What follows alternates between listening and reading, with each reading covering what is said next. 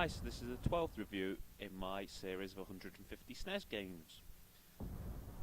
I'm not sure how many of you will have heard of Wing Commander, but it's a long-running franchise which started out with the original on the PC. This was then ported to various systems, including the SNES, hence me talking about it now. Wing Commander can basically be called a space combat simulation. It wasn't the first game of its type really, but it was unique with its branching mission tree, complex characters, and an attempt at a cinematic style story.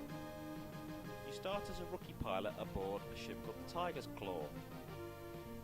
But before you start blowing stuff up, you get to walk around the ship, talk to other pirates, talk to the bartender, etc. There's a lot of stuff that is there purely to try and make your adventure seem real.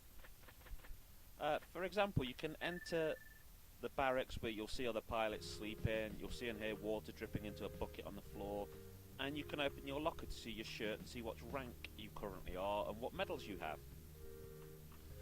Once you visit the briefing room though, this is when things really start. First you'll attend your briefing where you're told what your mission will entail, who your co-pilot will be, and all of this is done with a mix of text, graphics and animation.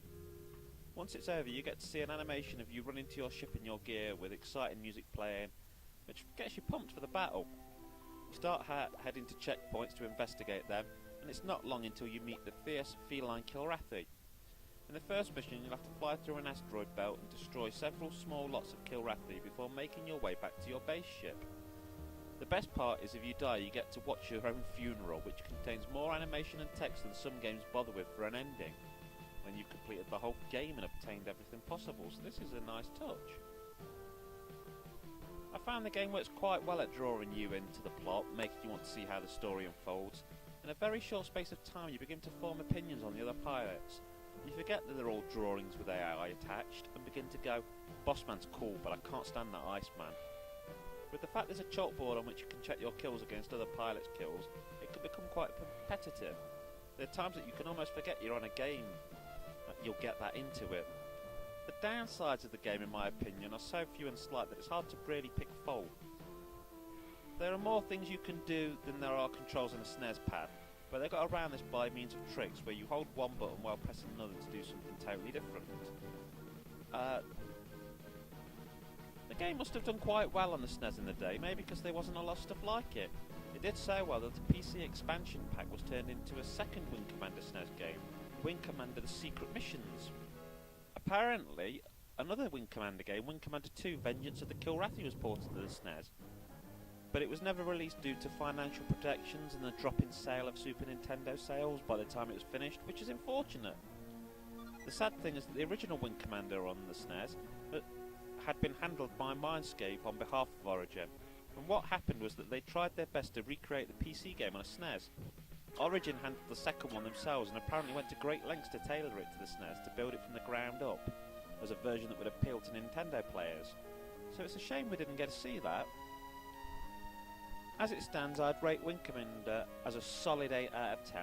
I've owned my copy since I was young, and it was the start of a brilliant adventure. I happily brought Wing Commander The Secret Missions, and then when I found out Wing Commander 3 was coming to PlayStation and it had Mark Hamill of Star Wars fame in it, I nearly exploded.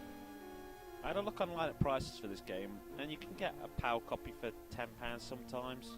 You can't really go wrong with that. The only possible thing worth pointing out is that if you've got a PlayStation 1, or 2 or 3, or, you know, a means of playing PlayStation games, you can get Wing Commander 3 for the PlayStation for not much more than this, and it's a bit more of an advanced game.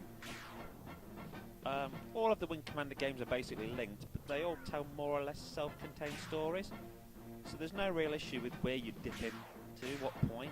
The thing is, back in the Super Nintendo's day, there were so many platformers, so many beat-em-ups, loads of sports games, so the real beauty of Wing Commander was, and still is, that there's so little else like it on the platform.